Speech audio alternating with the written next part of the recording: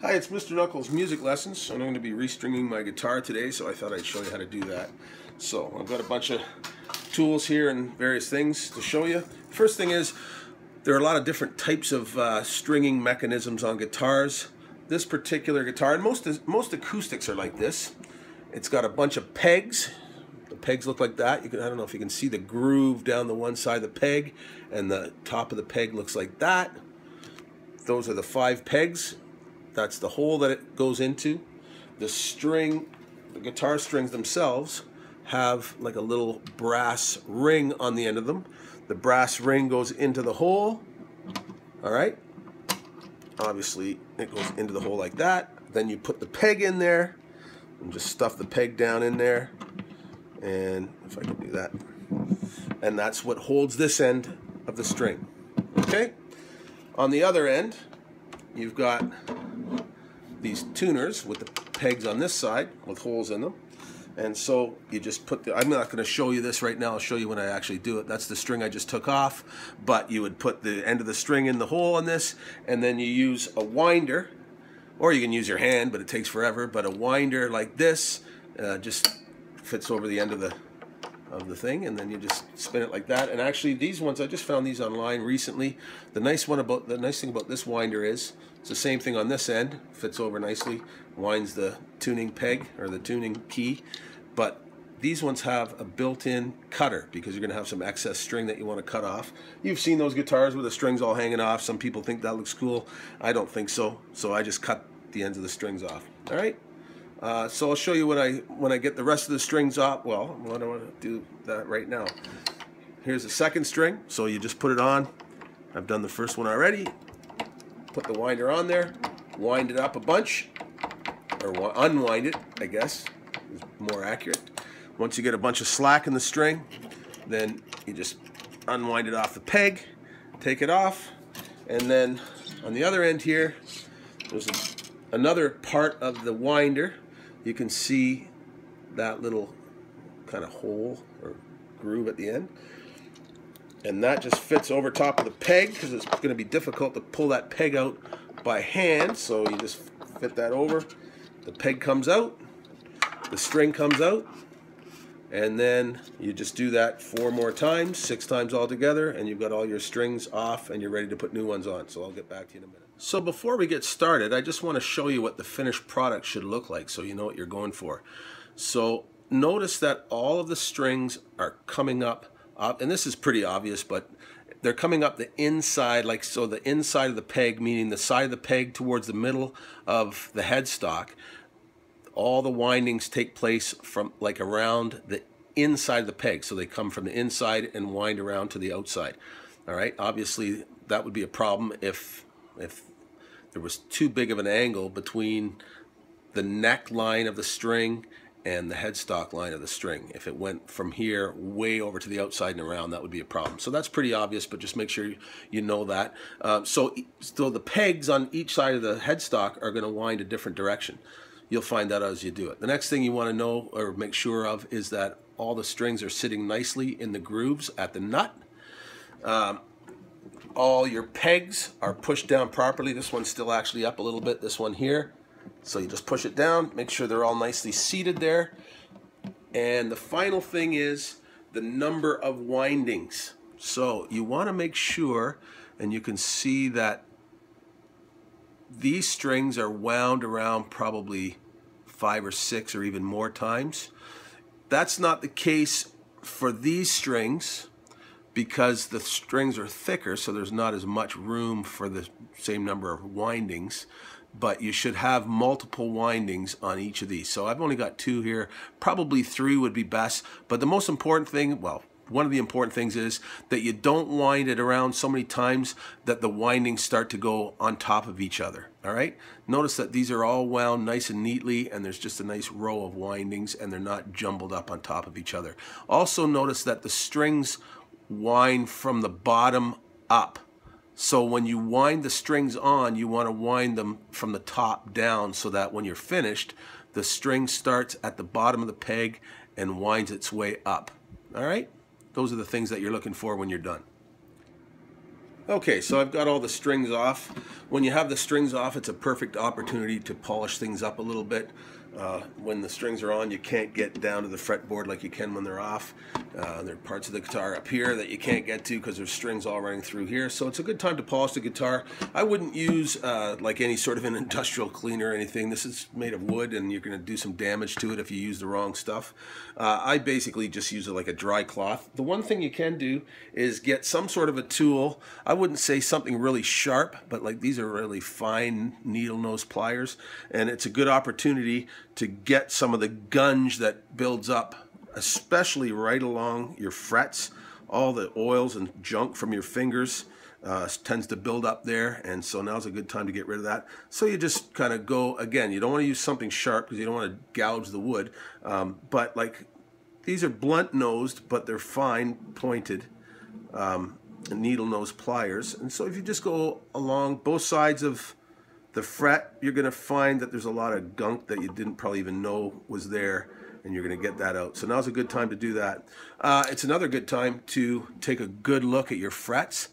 I don't know if you can see the little grooves there, but especially on the bottom two strings, that when they're the really fine strings, if your guitar is getting old, just the fact that you're pushing on those fine strings, that fine wire, and you're pushing it down on the fret wire, and you can see that there's little grooves that develop, and eventually you got to get that dealt with because they get deep enough that your guitar stops playing properly. So you want to see somebody that knows what they're doing. If you want to take a shot at it yourself, I would say don't do it, because there are some very fine dimensional qualities about these that you have to keep, or your guitar's not going to play properly. So take it to a guy that knows what he's doing, or a girl that knows what she's doing, and make sure that somebody does it up properly when it's time to grind these down, because I think that's the only way to deal with those little grooves, is to actually grind these down, and they can only be ground down a certain number of times before they're just not, you know, worth having on, and then they got to be redone completely. So take a cloth, polish your guitar up, and then be prepared to put the strings on.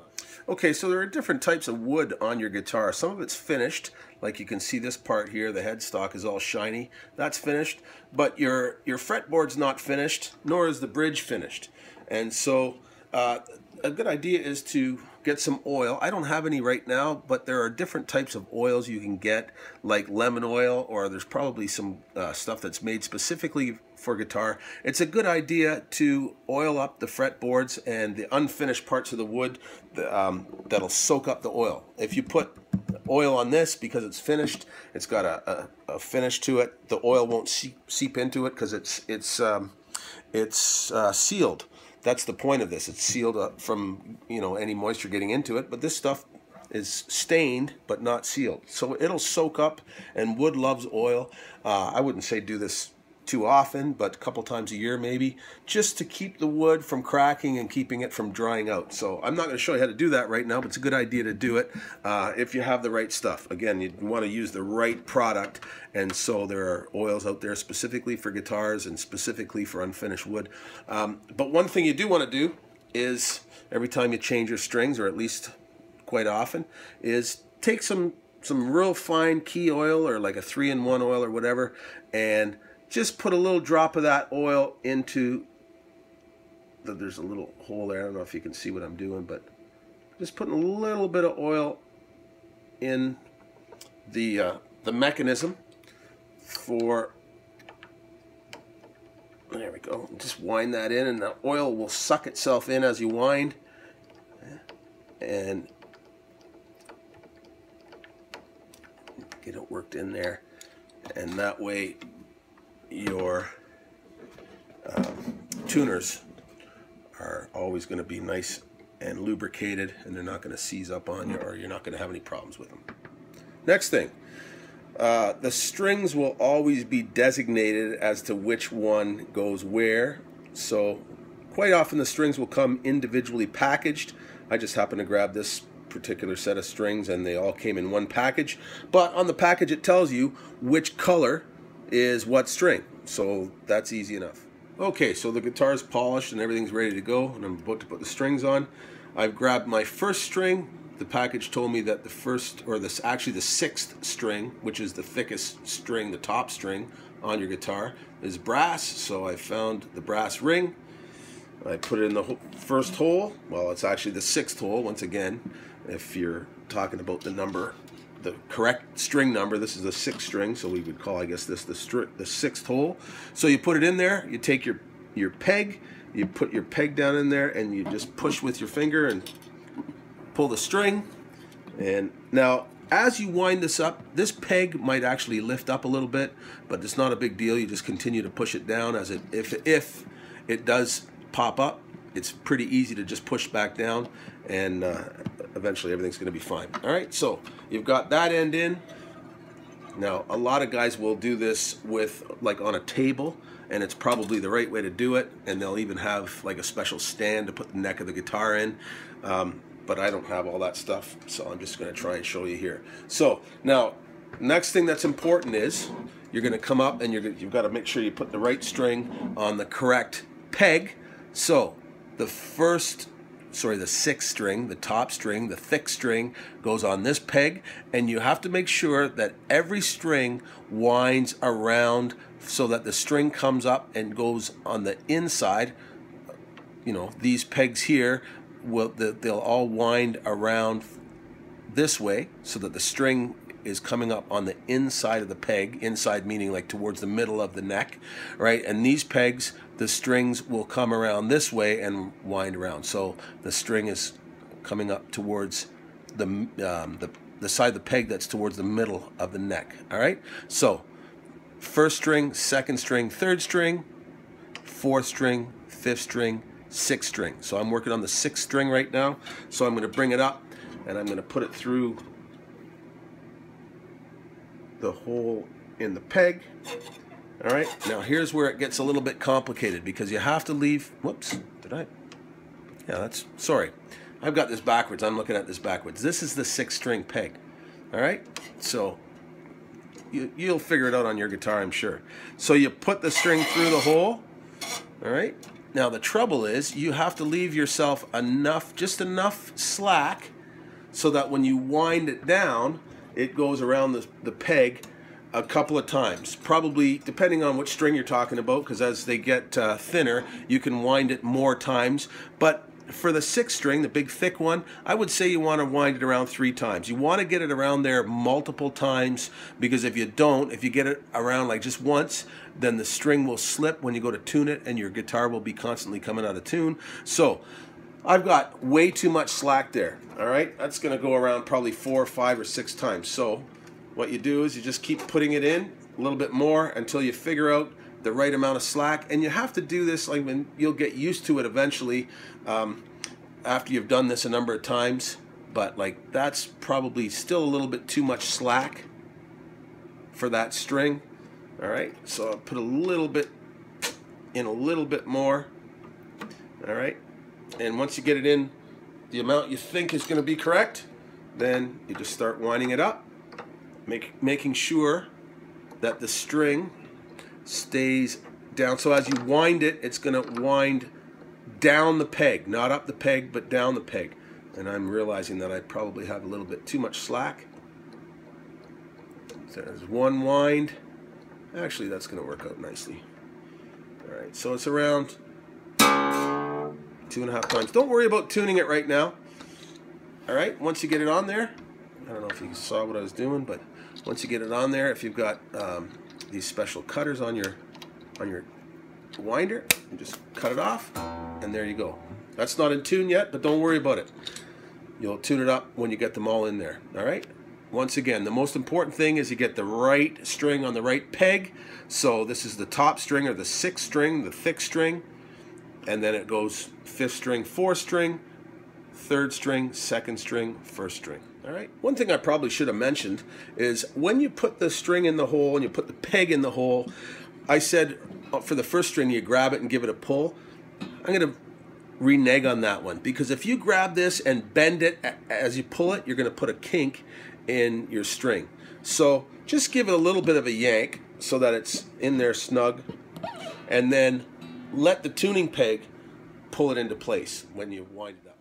So I just wanted to show you a good example of one of the pegs popping up as I was winding this 5th string, or the 2nd string actually, sorry. This peg popped up, and you just pop it right back down with your finger, All right, make sure it's good and seated in there, and it won't come back up after you've got it tuned up.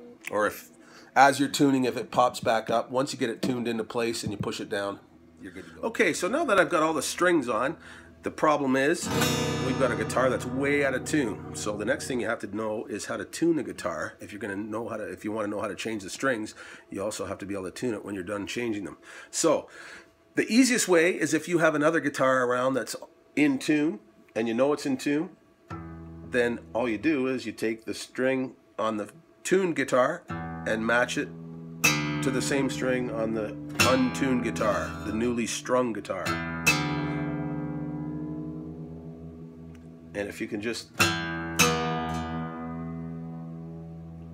get it really close, that's one way to do it.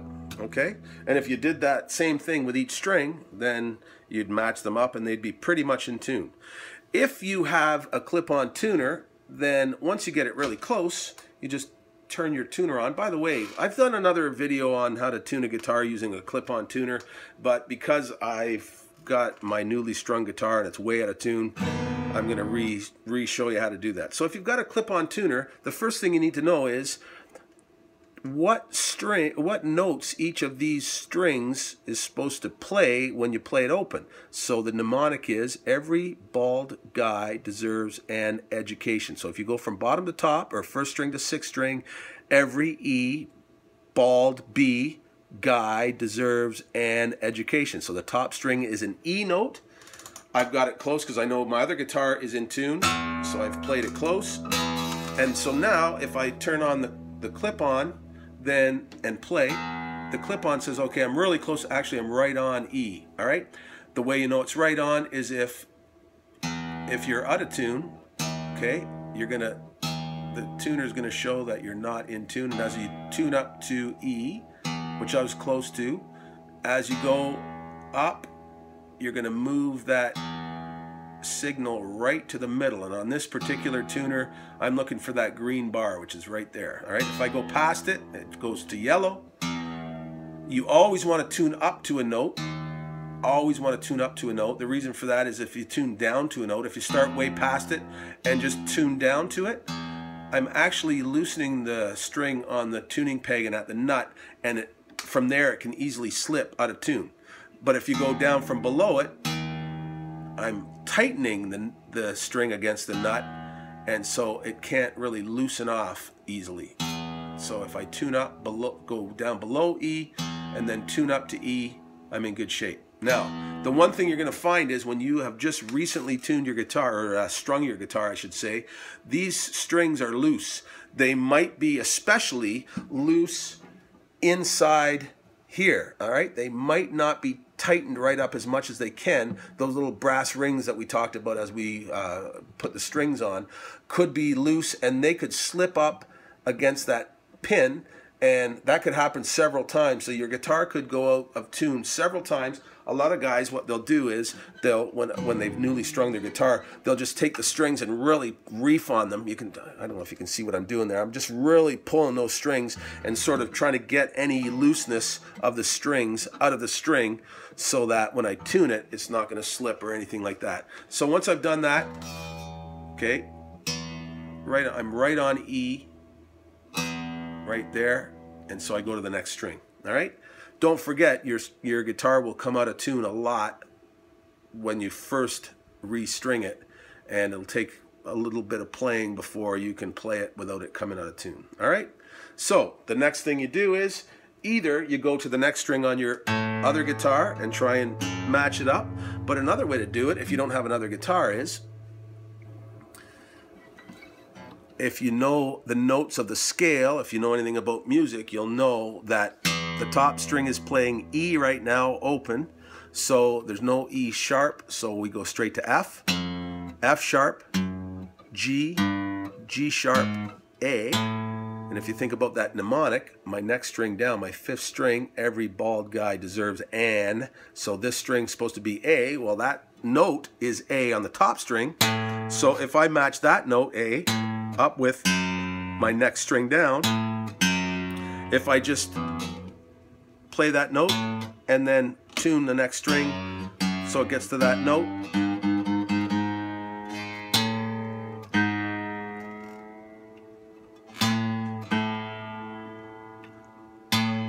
So I'm pretty close, not exact, but then you go back to the tuner and the tuner's registering an A, and actually I'm right on. All right, you can see that. Now once again, you want to potentially play with that string, give it a good couple of yanks, so that because it's a new string, it's going to loosen up a little bit, and you can probably see that I've pulled it out of tune a little bit, and so you just go right back and tune it up to A, and once again, that'll probably go out of tune as I play, but the more I play and the more I tune it, the more it's going to eventually just stay in tune. All right, and that's what you do. That's the way if you want to know how to tune the rest of your guitar, then go to my other video and I show you how to tune each string, but that should be enough to get you started. All right, there you go.